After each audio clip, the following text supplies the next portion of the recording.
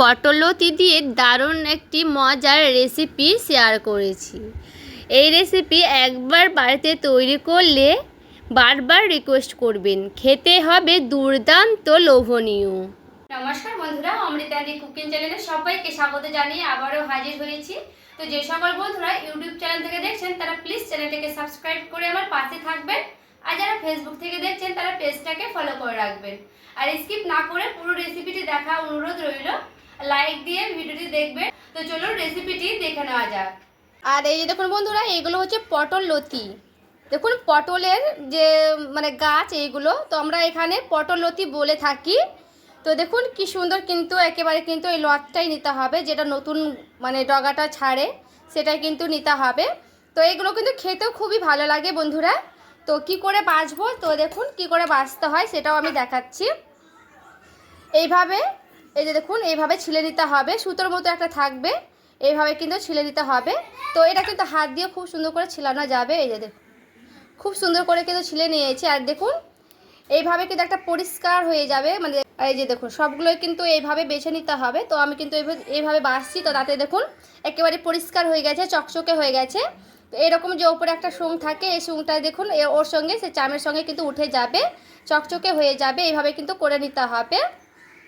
তো এইভাবে কিন্তু সবগুলোকেই সেমভাবেই বেছে নিতে হবে। হাত দিয়ে কিন্তু ভালো মতো করে বাছানো যাবে, চাইলে ছুরি দিয়েও কিন্তু বেছে নিতে পারবেন। তো দেখুন আমি কিন্তু হাত দিয়েই বেছে নিচ্ছি খুব সুন্দর করে। তো সবগুলোকেই আমি এইভাবেই বেছে নেব, তারপরে আবারও ফিরে আসছি। এই যে দেখুন সবগুলো কিন্তু খুব সুন্দর করে বেছে নিয়েছি। দেখুন দেখে বুঝতেই পারছে সবগুলো কিন্তু একেবারে পরিষ্কার হয়ে গেছে। আর এইগুলোকে একেবারে মিহি মিহি করে কিন্তু কেটে নিতে হবে, তার জন্য একসঙ্গে কিন্তু এইভাবে আমি করে নিলাম। দেখুন একসঙ্গে আমি খুব সুন্দর মিহি মিহি করে কিন্তু ছোট ছোট করে কেটে নিচ্ছি। এটা কিন্তু যত ছোট ছোট করে পারবেন তত কিন্তু ছোট ছোট করে কেটে নেওয়ার চেষ্টা করবেন। এই যে দেখুন এইভাবে কিন্তু আমি কেটে নিচ্ছি ছোট ছোট করে।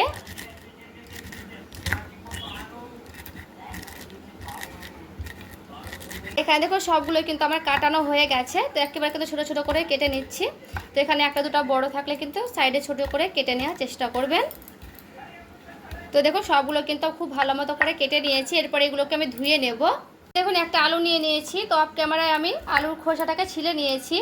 এরপরে আলুটাকে একেবারে কিন্তু ছোটো ছোটো করে কেটে নিচ্ছি। তো দেখুন কিভাবে কেটে নেব, একেবারে কিন্তু ছোটো ছোটো করে কেটে নেওয়ার চেষ্টা করবেন। এতে আলুগুলো এইরকম করে কিন্তু আলুগুলো কেটে নিতে হবে। তো আমি কিন্তু এখানে একটা আলু দিচ্ছি, আলু কিন্তু একটাই দেওয়ার চেষ্টা করবেন, বেশি আলু দিলে কিন্তু ভালো লাগবে না।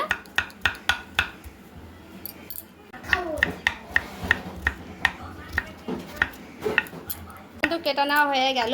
এখানে দেখুন আমি একটা কড়াই বসিয়ে নিয়েছি। প্রথমে কড়াই দিয়ে দিতে হবে সরিষার তেল।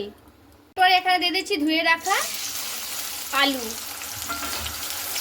আলুটাকে লাল লাল করে ভেজে নেব, একেবারে কিন্তু লাল লাল করে ভেজে নেওয়ার চেষ্টা করবেন। এখানে দেখুন আলুটা খুব ভালো মতো করে কিন্তু লাল লাল করে ভেজে নিয়েছি। এরপরে আমি আলুগুলোকে উঠিয়ে নিলাম এইভাবে। দেখুন দুটো পেঁয়াজ নিয়েছি, পেঁয়াজের খোসাগুলো ছাড়িয়ে নিয়েছি। এখানে আমি পেঁয়াজটাকে কেটে নিচ্ছি খুব মিহি মিহি করে।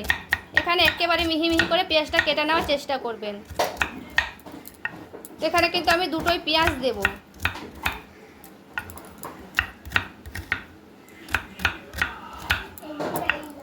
দেখুন পেঁয়াজটা আমার খুব ভালো মতো করে দেখুন কাটানো হয়ে গেছে।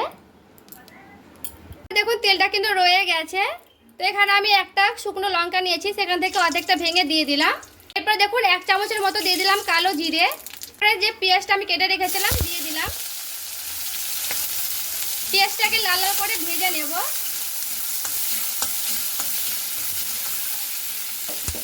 আর এখানে দেখুন পেঁয়াজটা আমার খুব ভালো মতো করে কিন্তু ভাজানো হয়ে গেছে। এরপরে সেই পটলের লতিগুলো কিন্তু দিয়ে দেব।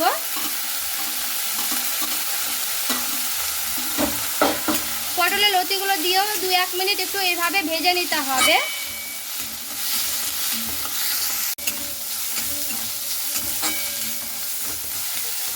আর এখানে দেখুন পুরো আমি 2-3 মিনিট একটু ভেজে নিয়েছি পটল লতিগুলো দিয়ে সঙ্গে পেঁয়াজের সঙ্গে একসঙ্গে। এরপরে এখানে দিতে হবে স্বাদ মতো লবণ।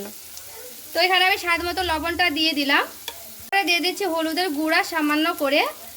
এরপরে খুব ভালো মতো করে একসঙ্গে এইভাবে মিশিয়ে নিচ্ছি। এখানে দেখুন খুব ভালো মতো করে পেঁয়াজের সঙ্গে আর সেই পটল লতিটার সঙ্গে কিন্তু আমার ভাজানো হয়ে গেছে, দেখে বুঝতেই পারছেন।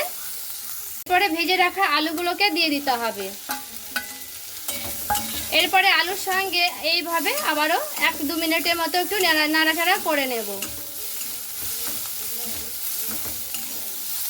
আর এখানে কোনো রকম মশলা কিন্তু দিতে হবে না, এইভাবেই কিন্তু খুব ভালো মতো করে রান্না করে নিতে হবে।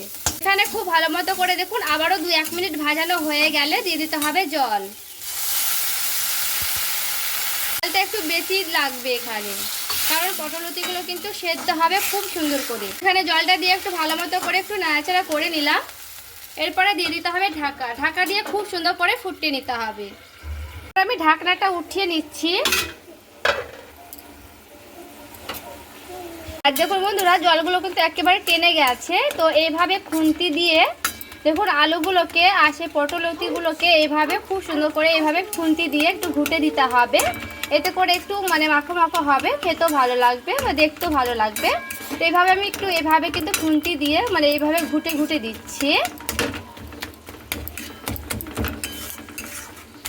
সব শেষে দিয়ে দিচ্ছি অল্প করে চিনি। চিনিটা দিয়ে একটু ভালো মতো করে 1 মিনিটের মতো নাড়াচাড়া করে নিচ্ছি। আর এই যে দেখুন বন্ধুরা, দেখতে কতটা লোভনীয় হয়েছে, পুরোপুরিভাবে কিন্তু রেডি হয়ে গেছে রান্নাটা। এরপর আমি নামিয়ে নিচ্ছি, তারপরে আবার দেখাচ্ছি।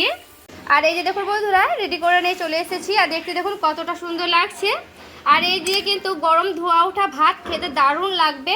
এই দিয়ে কিন্তু 1 থালা ভাত নিমিষে শেষ করে ফেলবেন। আপনারা কে কে পটল লতি এইভাবে রান্না করে খেয়েছেন অবশ্যই আমাকে কমেন্ট করে জানাবেন। তো ভালো লেগে থাকলে প্লিজ লাইক কমেন্ট শেয়ার করে দিবেন। দেখা হচ্ছে আরেকটি রেসিপির সঙ্গে। সবাই ভালো থাকবেন, সুস্থ থাকবেন।